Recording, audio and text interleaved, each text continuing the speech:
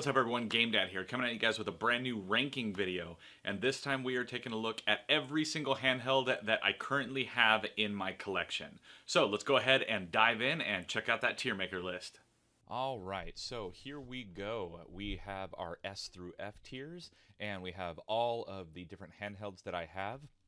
Now, what I will say is that some of these are kind of the same because, they play the same sort of games, things like that, but there will be some differences between some of the consoles, especially in like the whole 3DS, 2DS area. But let's go ahead and just start with the original Game Boy DMG. Now, this, it's the OG. It's awesome. It has an excellent library and everything, but I gotta say, the screen is total garbage. Now, if you're talking about a fully IPS modded one, or even just a Bivert kit on one, it exponentially makes it better. But I'm just talking about the OG Game Boy. So with that, I'm actually going to only give this a B. It is good, but it could have been a lot better. All right, now then from there on this screen, it just looks black, but this is actually the Game & Watch. Now, I have a few of these, so I decided to just lump it into kind of just one thing, because there are some that are really fun, there are some that aren't, but overall they are the same kind of handheld. But with the Game & Watch, I would say overall, they're very Tiger Electronics, but like a super version. So personally for me, I'm not going to rate them very high. They are fun, but it's not something that I go back to all the time. So I'm actually going to give these a D. Back in the day, these things were amazing, and they're still pretty cool if you look at it, through a 1980s lens. But for now, it's just, they're okay. The modern one is really cool, though. Next up, we have the Game Boy Pocket, and this is actually the very first Game Boy I ever had. And Game Boy Pocket, it was really cool. It did everything the DMG could do, but it was way smaller, and the picture that I found for this one is a green one, and that's actually what I had. The very first Game Boy handheld that I ever had was the green Game Boy Pocket. Now, this though, yeah, it's got a smaller form factor, so that was nice, but technologically, there really wasn't anything different about it, so this is also going to go in the B tier. Now we have the Game Boy Color.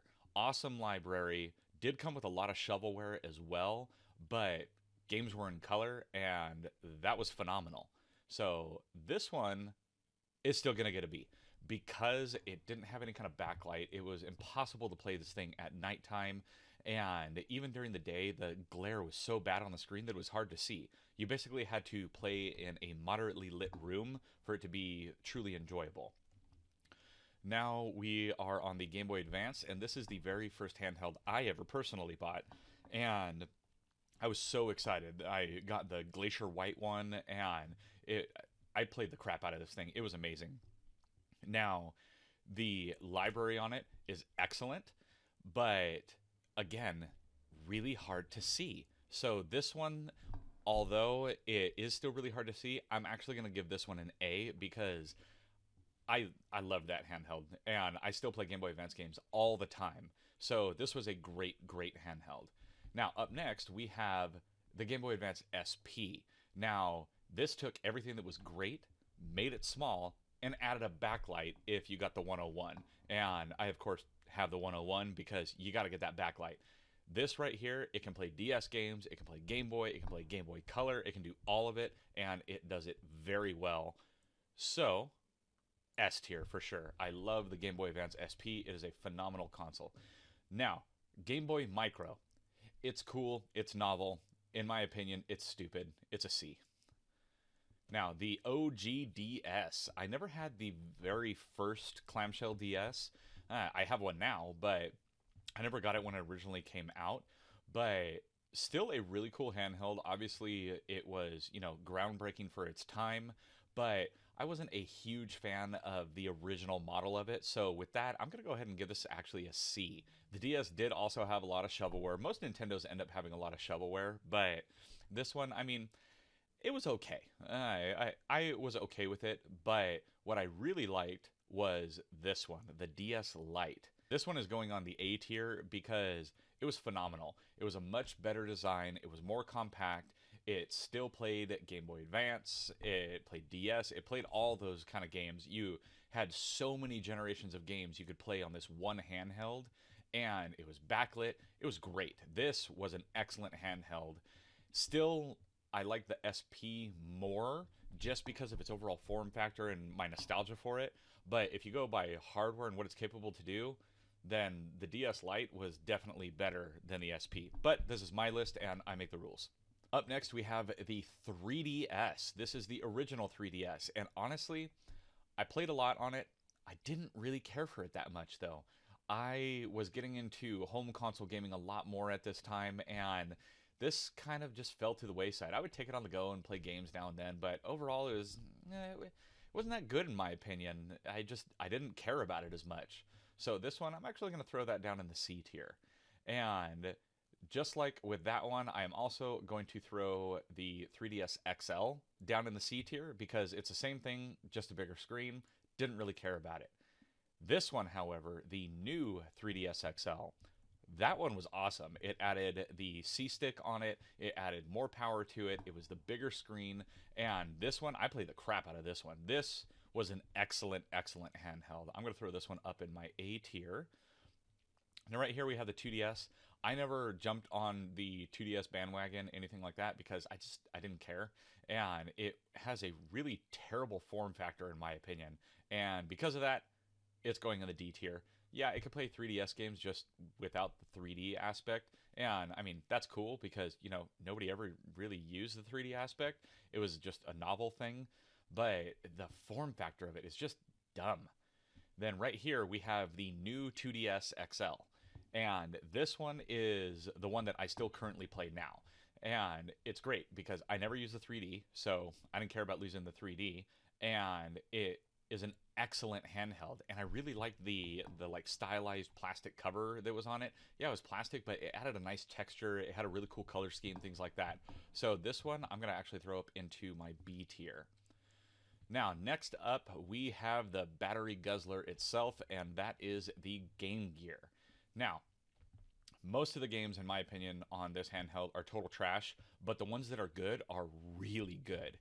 And this was a really fun handheld. I didn't get it until I was an adult and started collecting. I didn't have one as a kid, and my parents probably would have been very upset if I had one as a kid because this thing just destroys batteries. Unless you have the wall wart and you're just sitting next to a wall staying plugged in, this thing has no battery life at all. So because of that, I'm going to go ahead and throw this down in, let's see, do we want C or D?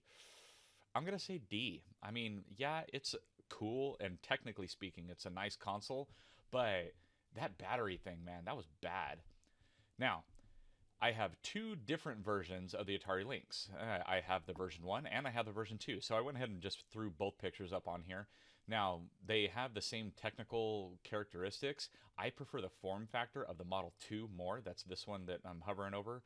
It's a little chunkier, but I don't know. I kind of liked it more. And this one, there are tons of fun games for the Lynx. It's definitely getting more expensive to collect for, but I really enjoy playing all the different games that I have on this handheld. So I'm going to go ahead and throw the Lynx actually up into my C tier. Now, here we have the Nomad. I don't know anyone that ever had this growing up, and I didn't even hear about it until well into starting to collect things. I had no idea what the hell a Nomad was, and found out it's basically a handheld Genesis. And it's pretty cool, honestly. It's definitely a battery guzzler, just like the Game Gear, but excuse me.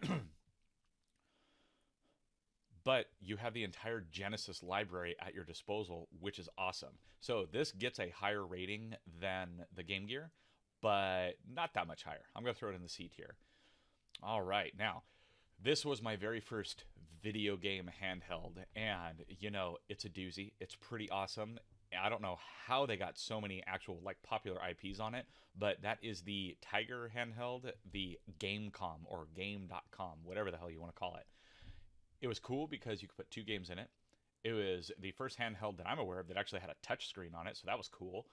But the games were next to impossible to find for it. They still aren't that easy to find, and they're pretty much all crap. So this is a big old fat F.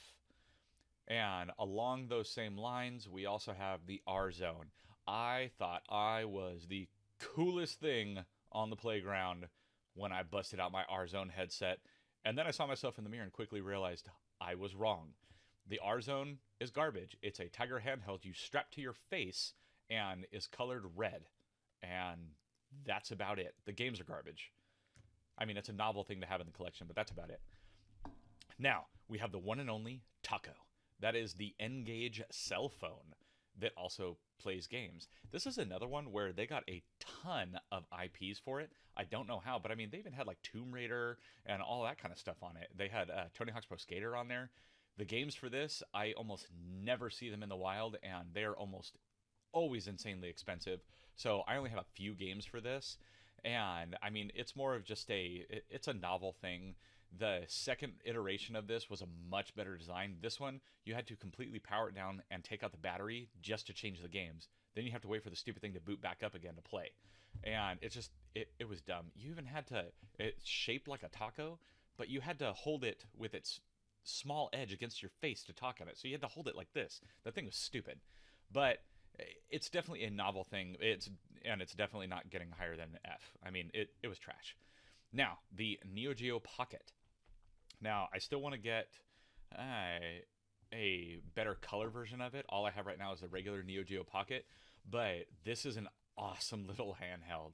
It is definitely on par with, the whole Game Boy line and all that stuff. It's just a ton of fun, and it has a great library with it. Plus, it has that really clicky stick. I like the clicky stick. So we're going to go ahead and bump this actually up into the B tier.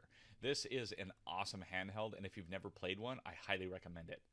Plus, you can actually get some pretty sweet mods to upgrade the screens now. All right, now up next is the PSP, and I played the crap out of the PSP. Awesome handheld, massive library of games. I kind of sort of collect for it. I have, I don't know, maybe 2-3 dozen games for the PSP, and there is vastly more than that. But overall, phenomenal console. They only got better with their revisions. The 3000 model, in my opinion, was the best one. I liked the feel and kind of the weight and chunkiness of the 1000, but they definitely slimlined it as they went forward in time. So for that reason, I am also putting PSP in the B tier. Now, the last handheld up on the list is the PS Vita, the console that, Sony wished that wasn't in their life, and I don't know why, because this handheld is great. It even has support for remote play with a PS4. This thing came out way before the PS4, and it's just awesome. It's the only handheld I have where it has a touchscreen on the front and the back, so that's really cool. The game library is immense, and it doesn't take up like any space on the shelf, which is also awesome. Now, in typical Sony fashion, they got a lot of proprietary crap in there, but the Vita is an amazing handheld, and if you don't have one, you definitely need to get one. This is definitely going in my A tier. And there it is. There is all of my personal handhelds in tier form. So we got that Game Boy Advance SP in the S tier. Then in the A tier, we have the regular Game Boy Advance, the DS Lite, the new 3DS XL with the little C stick on there, PS Vita.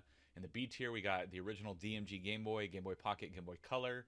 We have the new 2DS XL, Neo Geo Pocket, and the PSP. Then in the C tier, we have the Game Boy Micro. Cool, but dumb little handheld. Then we also have the original DS, the original 3DS, the 3DS XL, both versions of the Atari Lynx, the Sega Nomad, and then in the D tier we have Game & Watch just as a whole, and I'm not counting the newest one.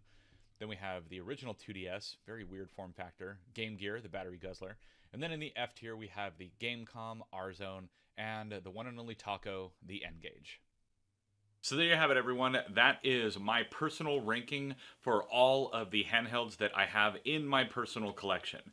Now, if you think that anything should be ranked differently anywhere, let me know down in the comments below. And while you're all down there, please be sure to hit those like and subscribe buttons, as well as that little notification bell so you get an alert every time I got a new video coming out. Now, as always, I'm GameDad. I thank you guys for watching, and I'll catch you later.